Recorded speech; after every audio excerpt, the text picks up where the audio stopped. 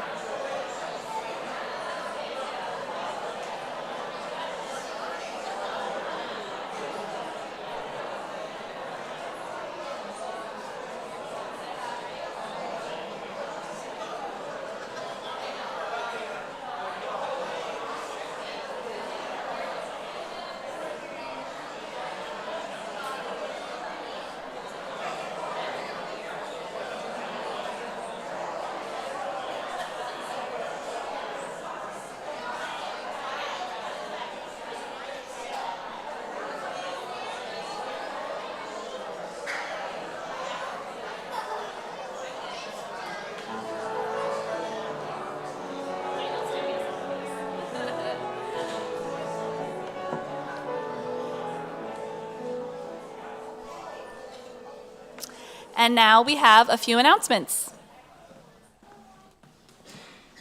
Good morning. First of all, today is our Church Unplugged service, our service about technology. So I'm going to invite everyone to get your cell phone out and smash it. No, I'm just kidding.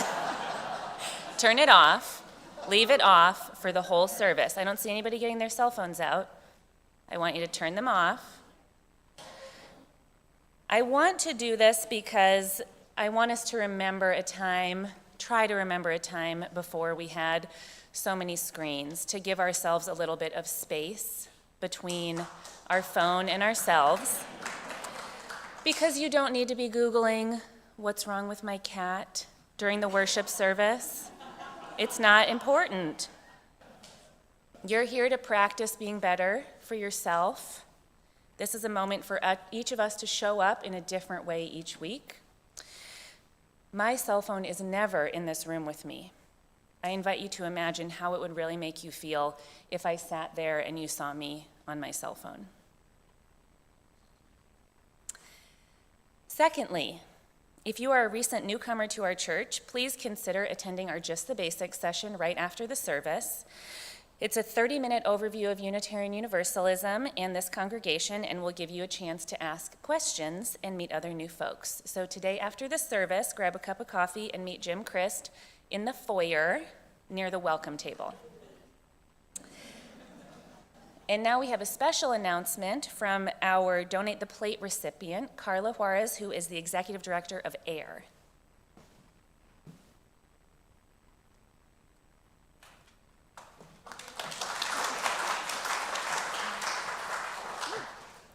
I get to stand on this awesome thing. Hi, everybody. I'm Carla Juarez. I'm the Executive Director of Advocates for Immigrant Rights and Reconciliation.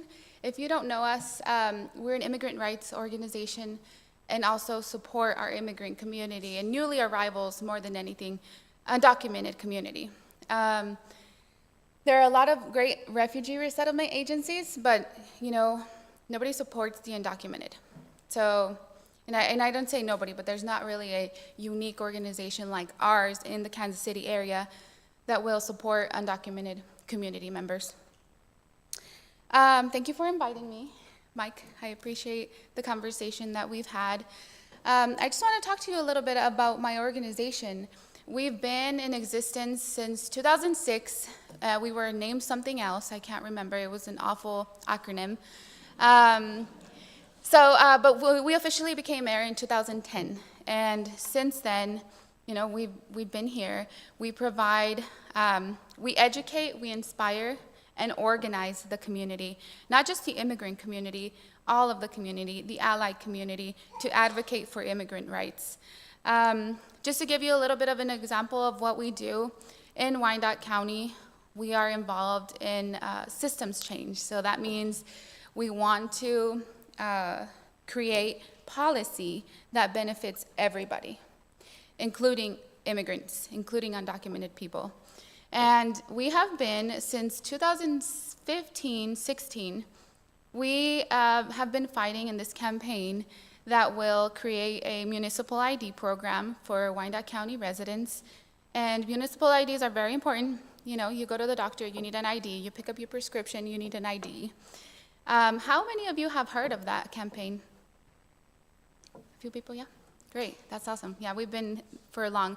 We passed it in 2022. And until now, the mayor has not released the program, like opened the program, because they have to contract with a nonprofit, a local nonprofit. So we're still working on that. In the Kansas City, Missouri side, we have an Office of Language Access, which is very necessary for our communities to understand what their bill says, to understand when the trash days are, basic things that people need. I didn't mention this, but I'm an immigrant. I grew up undocumented. So this organization is very, very important to me, and I take this work personally. So I invite you, you know, aside from giving today, which I really appreciate that, I invite you to get involved because we need more people fighting for the rights. And we envision a world where everybody can get access to great education, to healthcare, to anything they want and they need to live a great life. So I'm gonna keep this short. I thank you for inviting me and really invite you to think about what will it be, or what will it take for you to get involved in this work? Because, you know, we see it every single election year and how negatively we're painted. Just on the Missouri side, there is a special committee on illegal immigration, and I don't like to say the I word because nobody is illegal, but that just tells you, like, it's local. You know, there have been many bills that are anti-immigrant at the state level when we know that the federal government is in charge to change or create policy around immigration. It's very dangerous. And, you know, it becomes that where you're a little bit afraid to, like, speak another language out in public. But we'll continue this fight, and we invite you to join us in whatever way that you can, and invite you to also talk to me, right? I'll be here throughout the whole service and after, so we can have a conversation if you need to about ways to get involved. But yes, just remember our vision. We envision everybody access to everything they need to live a great life. Thank you.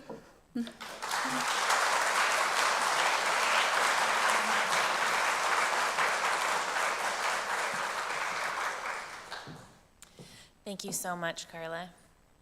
Finally, we welcome our guest vocalist, Patrick Beasley, into our worship service today. Patrick is one of our favorite guest musicians. Daniel wrote that, but he truly is. And we are grateful to have him back with us one more time before he moves to Michigan to complete his clinical fellowship in voice and upper airway disorders. Thank you, Patrick, for sharing your talent with us.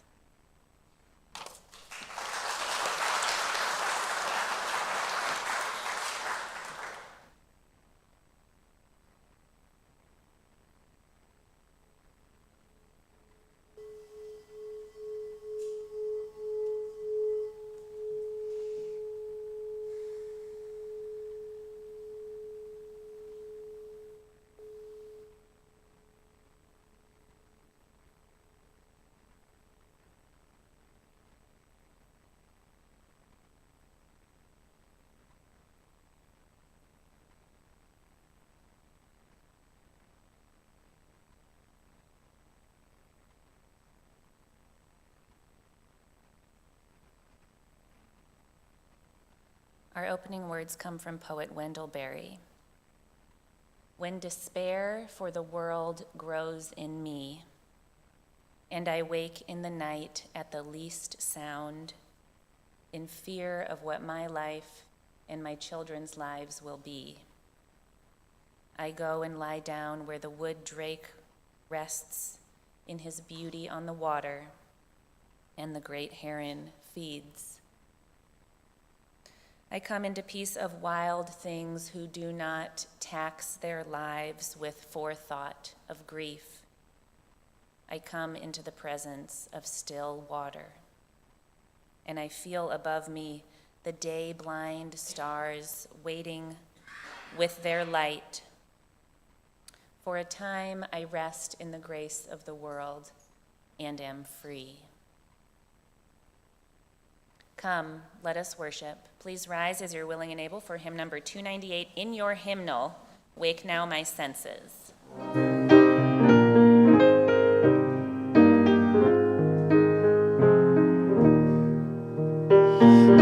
now my senses and hear the earth call.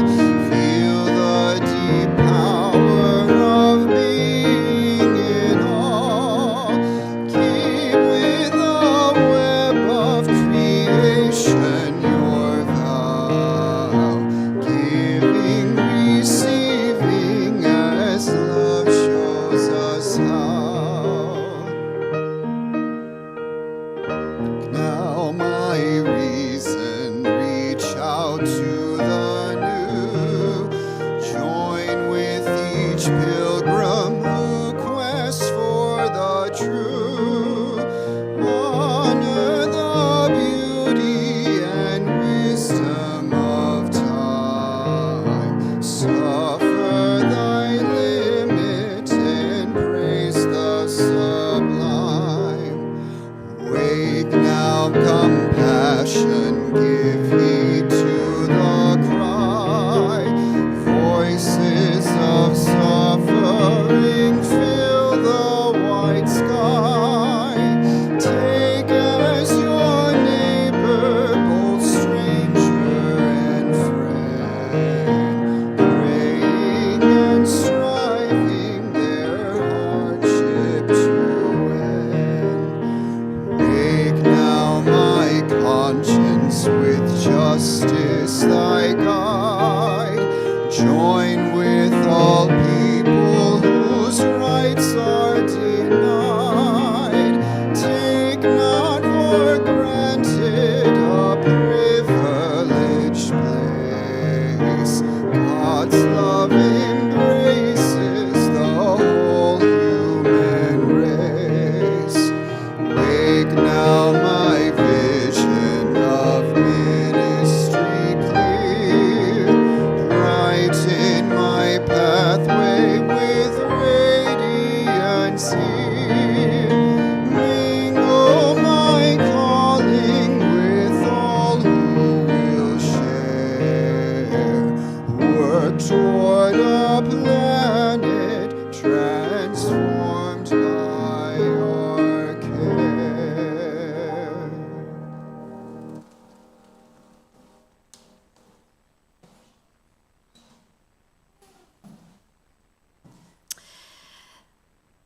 Rev Rose is going to light our chalice, so let's affirm together that love is the doctrine of this church, the quest for truth is its sacrament, and service is its prayer. To dwell together in peace, to seek knowledge in freedom, to serve humanity in fellowship, to the end that all souls shall grow into harmony with the divine. Thus do we covenant with one another.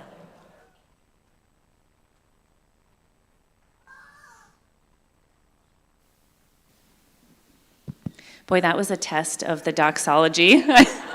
I forgot that we didn't have it up there. Can I have all the kids come up? Hi, everybody.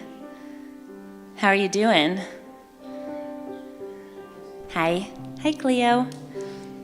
These fun Easter eggs are unfortunately not for the kids. These are for the grown-ups.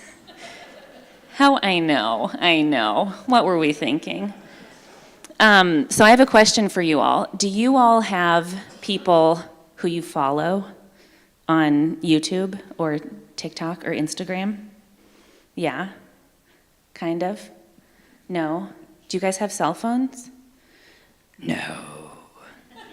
Well, I can appreciate that. Do you guys have, that's a baby, you don't have a cell phone yet. Do you guys have cell phones? You don't follow anybody? Yeah. Some of you do, some of you don't. Who here has ever seen a video on a phone? Probably everybody, right? You have. You've seen a video. You've probably seen a lot of videos on a phone. Yeah. You have seen a video? Alden, what were you going to say? You have seen a video, yeah. Have you ever seen a video of like someone dancing, or do you listen to music where you watch a video? Yes. So I have a question. When you're watching a video, do you guys see videos online? You guys have seen a video, yeah. So when you're watching a video and you have the cell phone in your hand, I have a question for you that I want you to take seriously. How do you feel in your own body when you're watching a cell phone video? Yeah? You feel funny, You connect to the person and you feel kind of funny, yeah? Zoned out and calm, okay, yeah. How else do you feel? You feel happy? Yeah, because you're seeing somebody do something fun, yeah. Anything else that you guys feel? Well, I wanted to do a little experiment today, so I want you to remember how you feel when you're watching the music on the cell phone. And then we are going to go experience live music. And I want you to just be aware of how you feel in your body as we walk over to the piano. You'll see that Daniel has opened the piano up. And I'm going to invite you to grab it so you can feel it. And then you can look in. Come on over. Sam, do you want to come here? Yeah, that's okay. Here, you want to hold my hand? Okay. Okay, then let's hold on to the piano and see if you can feel it in your body while Daniel Doss plays.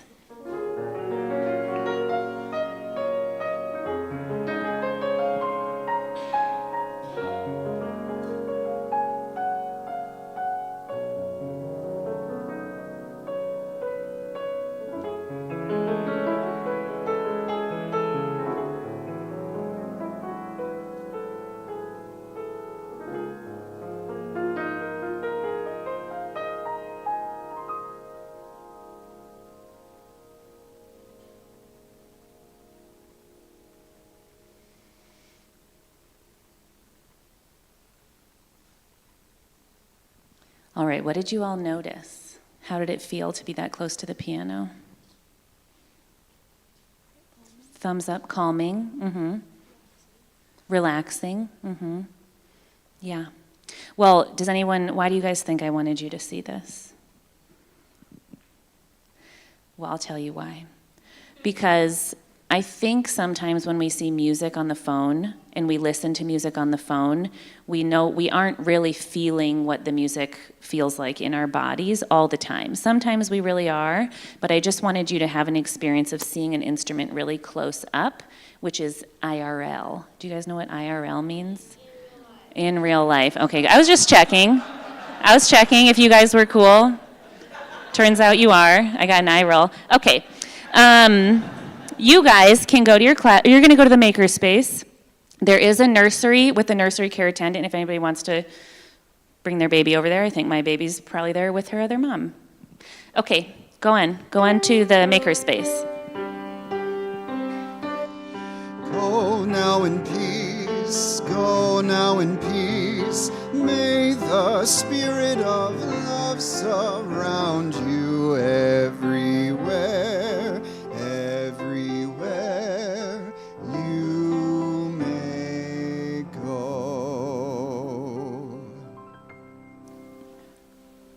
Hello, everyone. I'm extending the time for all ages. I'm using the slot where we would do a theme reflection. Soul Matters curriculum is on break right now, and so because we're doing Church Unplugged, I wanted to share something that keeps coming up in my life. In other aspects of my life, everything seems to always come back to dopamine and awareness. And so actually playing off of what Rev Rose just allowed the kids to understand and to experience, I wanted to give you another layer deeper of knowledge that will hopefully help you make the best decision for you when you're interacting with your phone. And I'm doing a bit of a visual, which is why I'm down here. My two kids last night helped me put all of the old Easter eggs back together. So each Easter egg represents a molecule of dopamine. Have you heard of dopamine before, as much as I've heard of it? Great, yeah. So it's oftentimes talked about as the feel-good chemical in our brain. And there's a whole lot of science being done with dopamine now involving addiction processes and how that overlays with things like drug addiction and also things like phone addiction. And it turns out the process is quite similar. So each molecule here is a molecule of dopamine. Pretend I'm in your brain. We're not going to get that much deeper into it. But I wanted to talk a little bit about the duality of phones, which Rev Rose talked about, where sometimes a phone is used as it's supposed to, which is a tool. It can also allow us to feel connected and a sense of belonging. And then sometimes that exact tool can take us to a place where we can't sleep at night, or we're agitated and we're irritated. And sometimes it feels like, how can it be both? And often, how can it be both in the same hour? So there's this process that's going on in our brains that really helped me understand when is a good time to pick up my phone and when it's not a great time to pick up my phone that I'm going to share with you. So let's maybe all do an imagination thought work here when we are at home, and maybe you're not feeling the best. Maybe you're feeling agitated or anxious. For me, this is always at night. Maybe around 8:30 when my kids are asleep and I've sort of been tapped out, and maybe I'm a little hungry and I'm tired and I just have that itchy, discontented feeling. And I'm thinking, what's going to make me feel better? And on the days that I give into it, I'll reach for my phone. And what's happening is that when I'm walking up the stairs and I'm getting excited because I'm going to turn on YouTube and I'm going to feel real good, dopamine is building in my brain in anticipation of opening my phone and getting all of those sensations. And I open my phone and all the dopamine dumps into my brain. And it feels really good for like 5 minutes or some amount of time. But then my reserves are low, and now I'm scrolling, waiting to feel as good as I did in the first 5 minutes, but it's just not going to happen. It's just not how our brains work. So let's do the same situation. I didn't think about not having one hand when I'm on my mic. We'll make it work. Thank you. I'll tell you. So same situation. Whenever that feeling is that you get, again, mine's at night, but you're feeling agitated, anxious, irritated, tired, you're going to take a moment of self-awareness as you're walking up the stairs thinking you're going to get on your phone and be like, Mary Jean said, this might happen.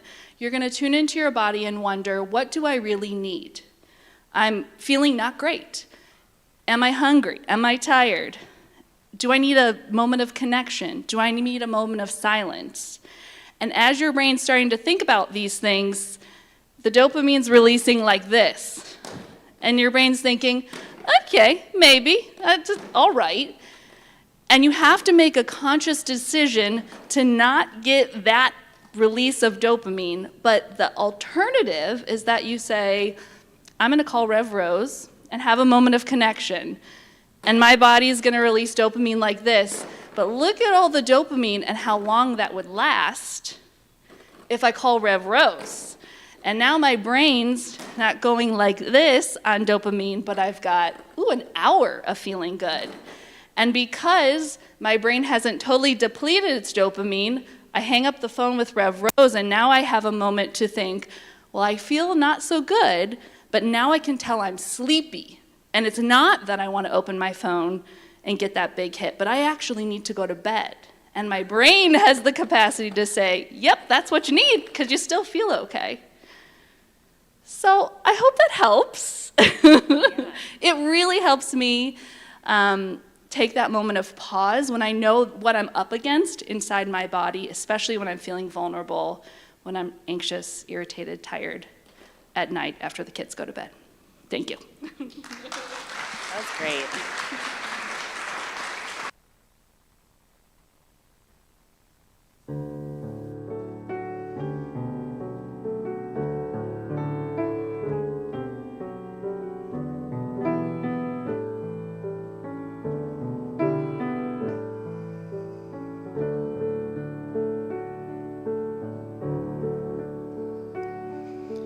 Bows and flows of angel hair and ice cream castles in the air and feather canyons everywhere.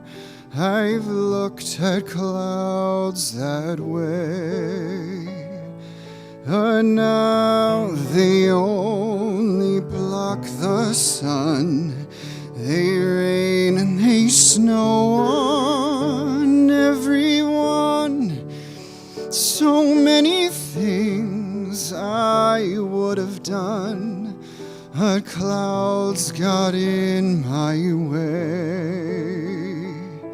I've looked at clouds from both sides now, from up and down, and still somehow it's cloud illusions I recall.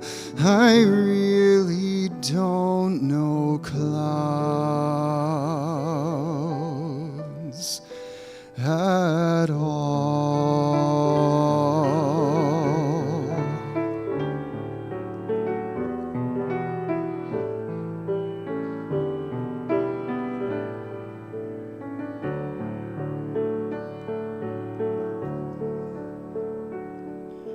Moons and Junes and Ferris wheels, the dizzy dancing way you feel as every fairy tale comes real. I've looked at love that way, but now it's just another show, and you leave them laughing when you go. And if you care, don't let them know. Don't give yourself away.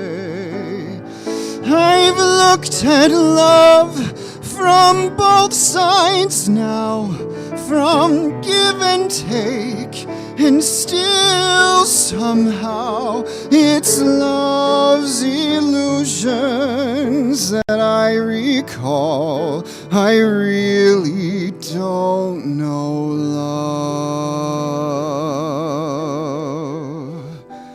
at all.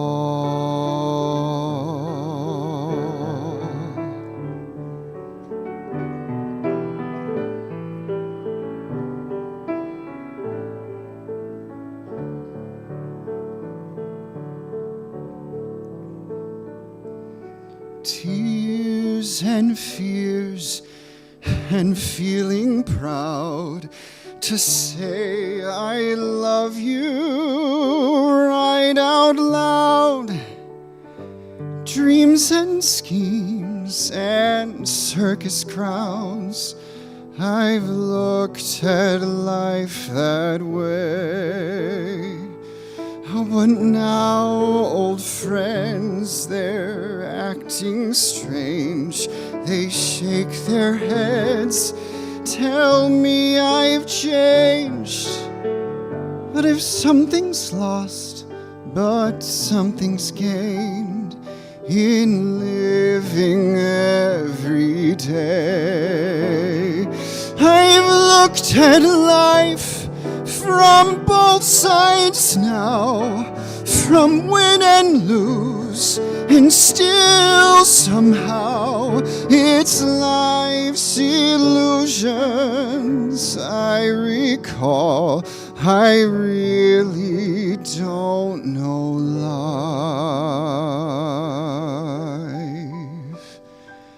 at all.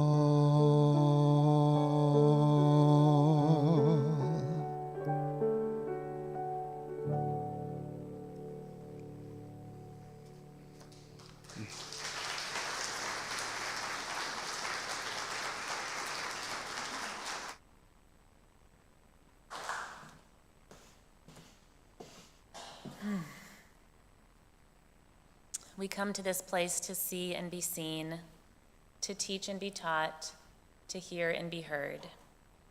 I invite you to reach over and nudge the person sitting next to you, reminding them that we are gathered here together in peace and in authenticity and in intention. We also come to this place to share our joys and sorrows. If you have a rare joy or a profound sorrow, I invite you to come forward and light a candle now.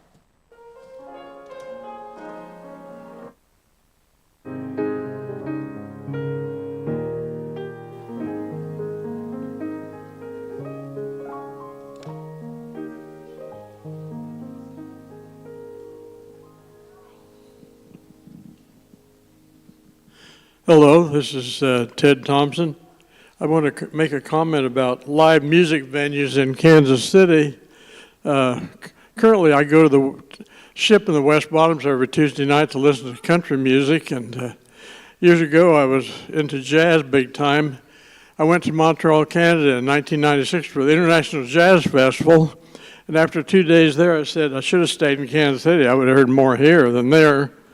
Anyway, last night I was at Holyfield Winery in Basehor, Kansas with Diane, and we heard a really great band, and there were a lot of people there.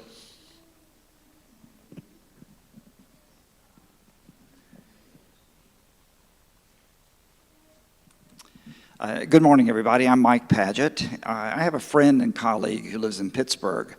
Her name is Sandy, and she gave me some private information a few weeks ago that her husband was terminally ill and that he had come home to die. Last Monday, she emailed me moments after he died and said that he had died in her arms. They had been married 36 years, and she said to me, please tell everybody you know to hug somebody and remember that life is precious. So on behalf of Sandy, I encourage you when the service ends, hug somebody if you're a hugger, touch them any way you can to remember that life is precious.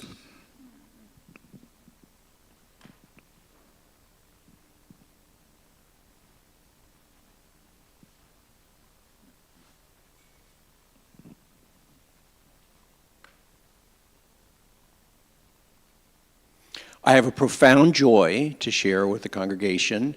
Last week, I noticed that the carpet in front of my bathroom was damp, and I couldn't figure out where the water is coming from, and I was dreading demoing the entire bathroom. Before I started to do that, I thought, well, I will call a plumber. So I called Andy's Pipe Dream.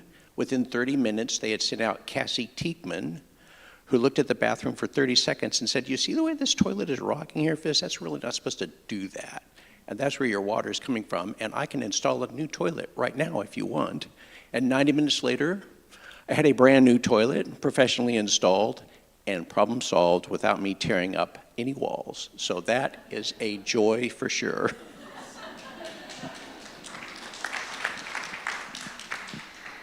I'm lighting this candle for Janet, who is watching online from a rehab unit in Flagstaff, and for everyone who watches us online, especially on this Church Unplugged day. I light the remaining candles for all the joys and sorrows that remain unspoken in the silent sanctuaries of our hearts.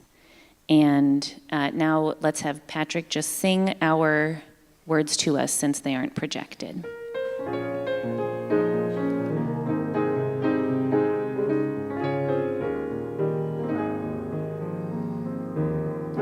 We hear your words. We witness your life in all of its heaviness, in all of its brilliance, and we carry your joys and sorrows in a shared heart.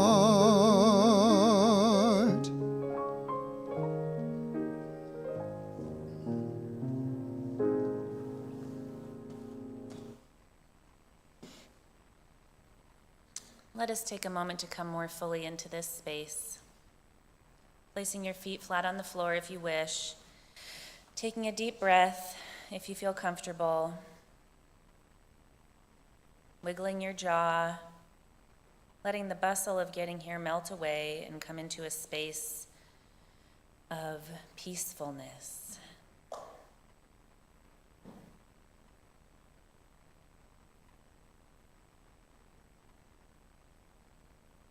As a form of meditation, I'd like to tell you a short story. I invite you to keep your eyes closed. As I tell you that recently my family went camping for 5 days. We slept in a tent with our 1-year-old. We played in spring-fed rivers. And most importantly, we turned our cell phones off for the entire time.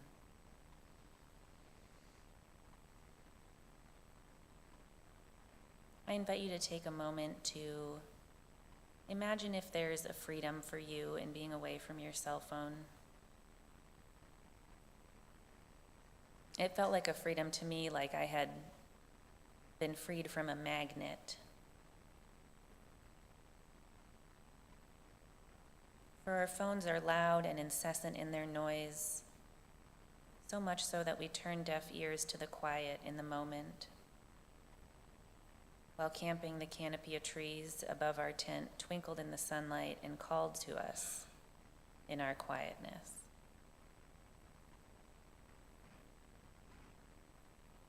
Our phones are bright and engaging in their visuals, so much so that we put on blinders to the beauty around us.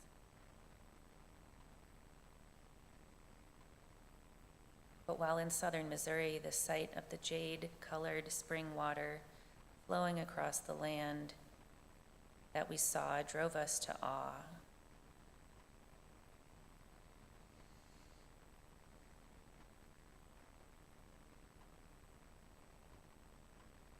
The world around us has a voice so still and small that we almost have to prove to it that we are serious enough to hear it. We have in each of us a voice that is still and small. We must make the quietness, the awe available to ourselves so that we're able to hear it.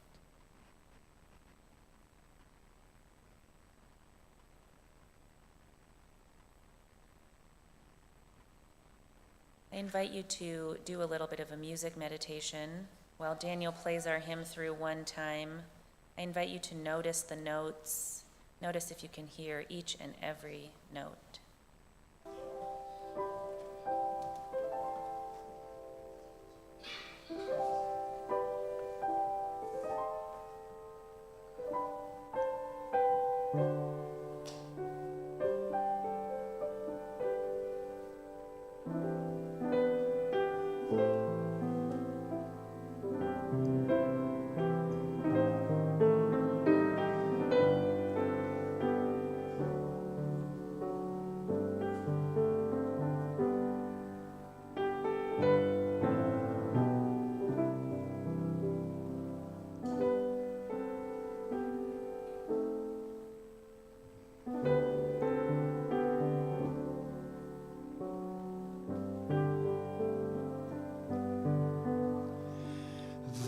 Still and small, deep inside all, I hear you call, singing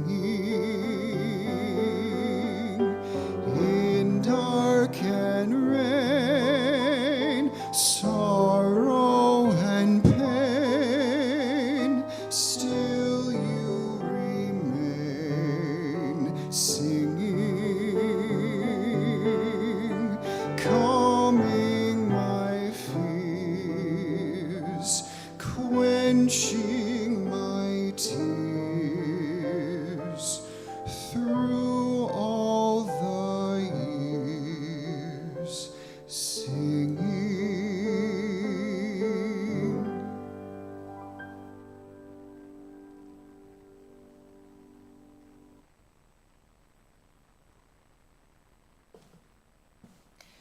Our first reading today is from Unitarian author Kurt Vonnegut, who says, "And so I tell my wife that I'm going out to buy an envelope.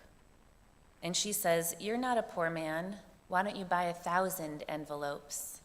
They'll deliver them and you can put them in the closet.' And he says, I pretend not to hear her.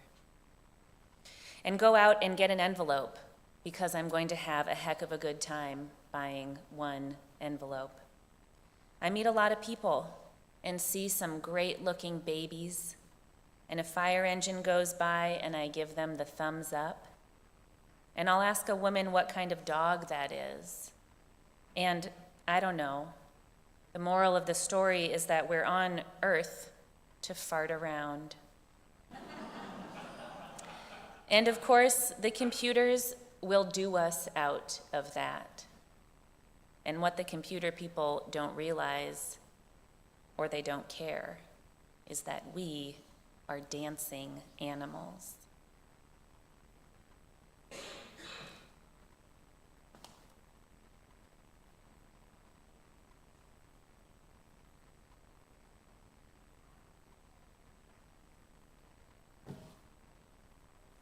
Our second reading is from Lao Tzu. If there is to be peace in the world, there must be peace in the nations. If there is to be peace in the nations, there must be peace in the cities. If there is to be peace in the cities, there must be peace between neighbors. If there is to be peace between neighbors, there must be peace in the home. If there is to be peace in the home, there must be peace in the heart.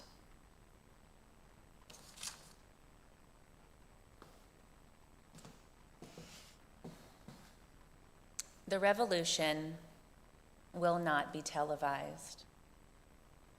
The revolution will be live. These are the words of poet and musician Gil Scott-Heron from 1970.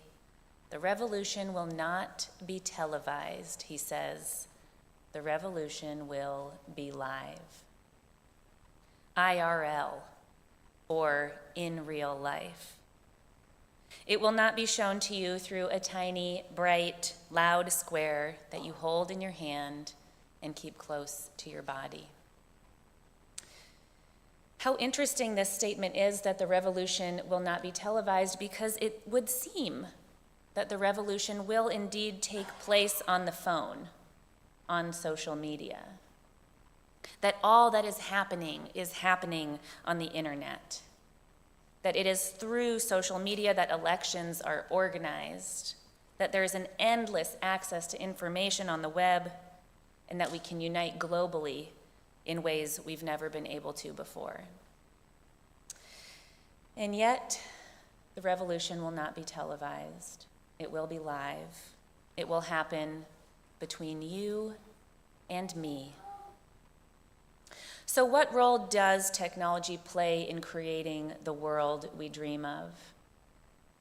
I think that in this moment, the technology on our phones is important in that it's a catalyst for growing awareness. Let me explain. One of the most connecting aspects of the internet these days is that we now have the ability to witness global, personal experience firsthand.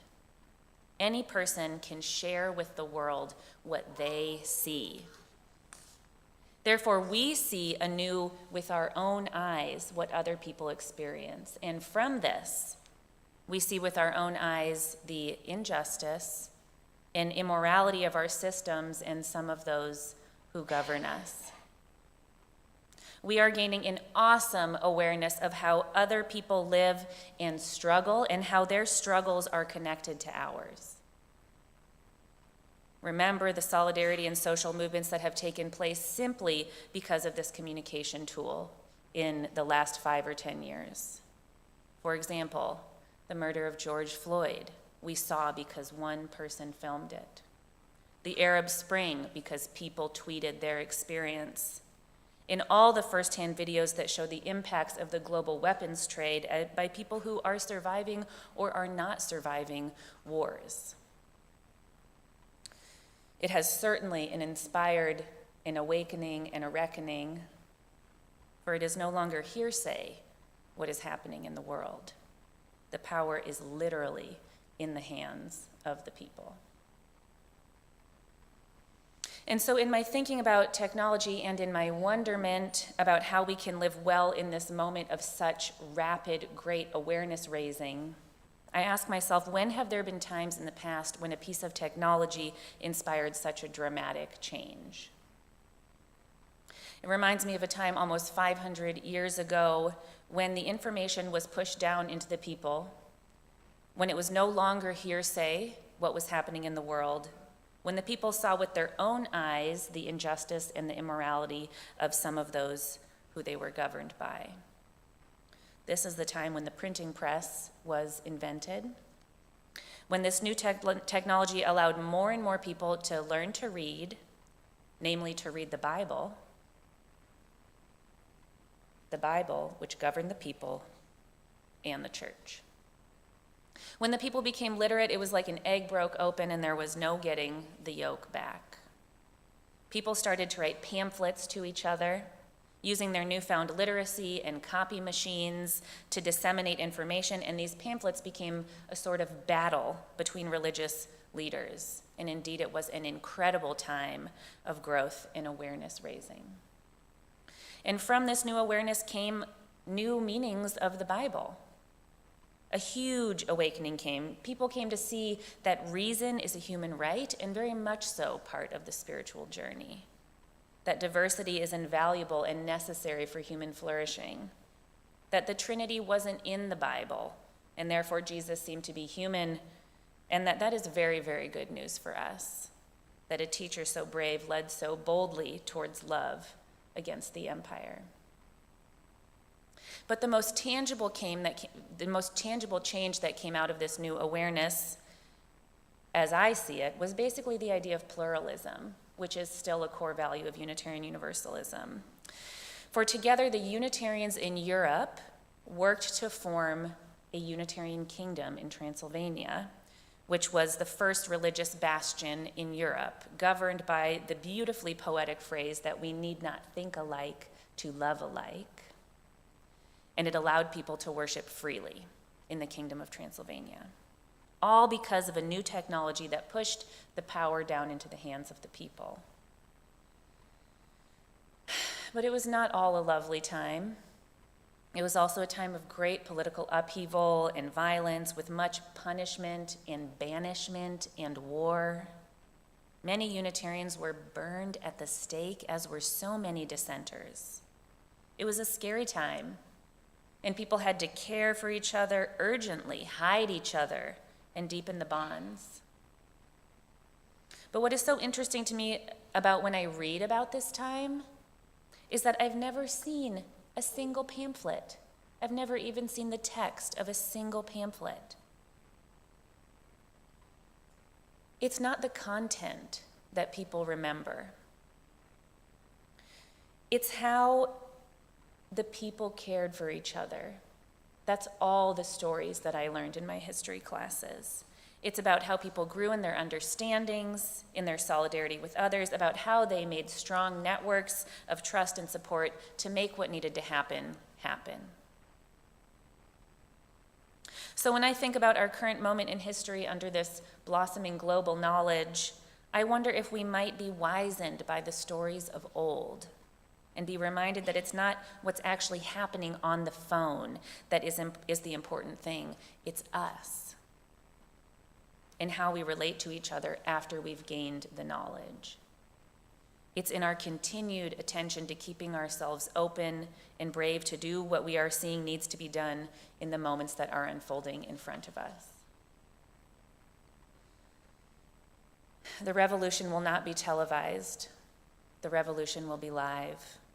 It's us being present to each other, loving one another, being brave for one another in solidarity with others. The revolution happens in the strong networks of trust and support that make what needs to happen, happen. It's in our own willingness to do the deep personal work that needs to be done in order to grow alongside the awareness that technology brings. This is what will not only carry us through times of sadness and loss, but also will carry us into a new world that is completely different than the one we were born into. No, the revolution will not be televised. The revolution will be lived by you and me, and in the ideals to which we give our devotion, and in the connections we share, which finally shall be more powerful as forms of solidarity and change.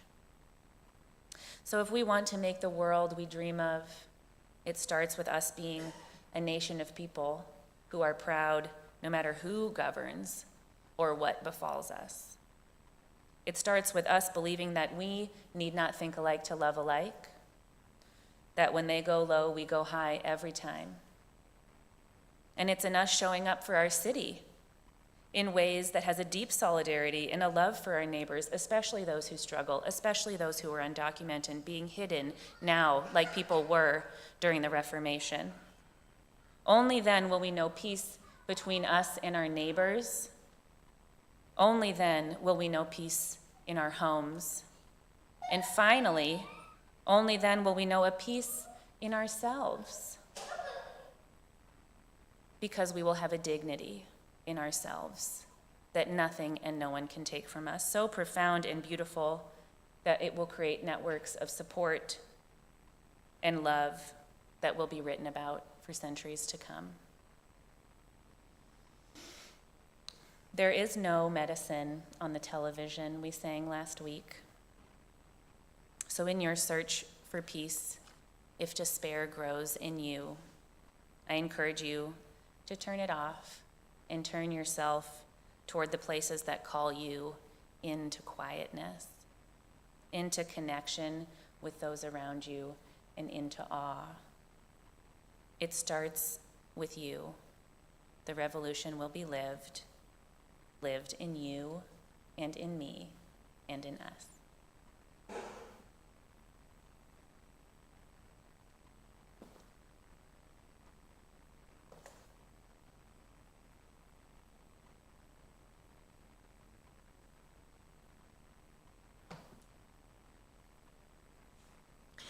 The work of the church depends on us, our generosity of time, wisdom, and financial resources. Today, we are also collecting for our Donate the Plate, so please give generously. We invite you to support the ongoing work of the church. The offering will now be given and received in grateful appreciation of our shared values.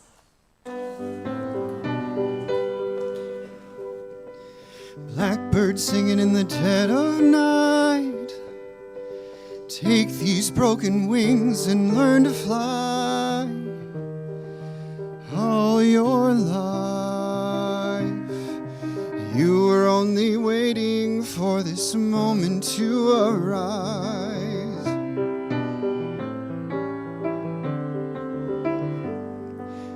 Blackbird singing in the dead of night. Take these sunken eyes and learn to see. All your life, you were only waiting for this moment to be free.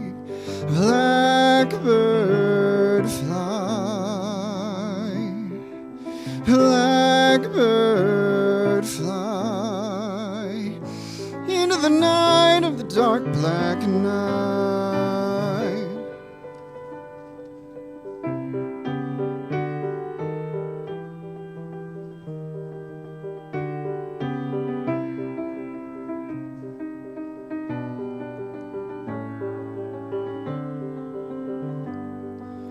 Blackbird fly, blackbird fly, into the night of the dark black night.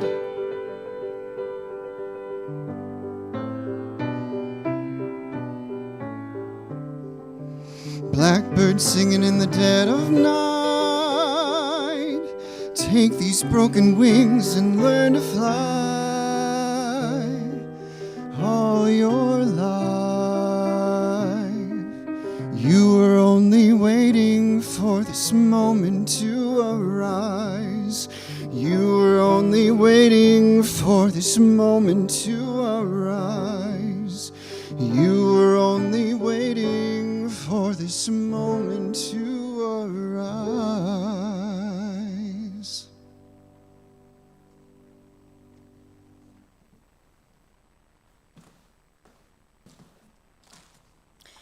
We extinguish this flame, but not the light of truth, the warmth of community, or the fire of commitment. These we carry with us until we are together again. Please rise as you are willing and able for our closing hymn found in your hymnal, number 123, Spirit of Life.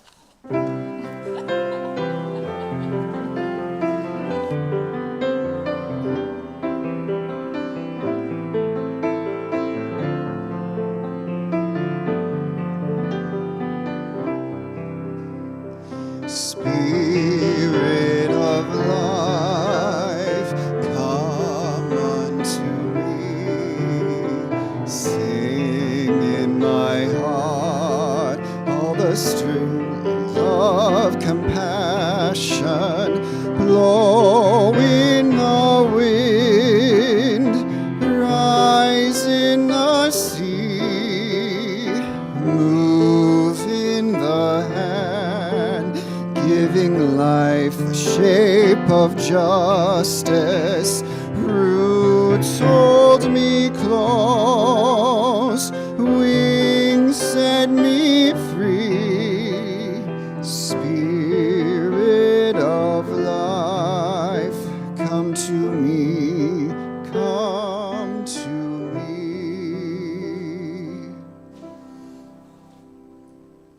This week, I invite you to find time to reconnect with your awe, with your quietness, and if you're struggling with your relationship to your phone, to turn it off against perhaps your better judgment. Go in peace.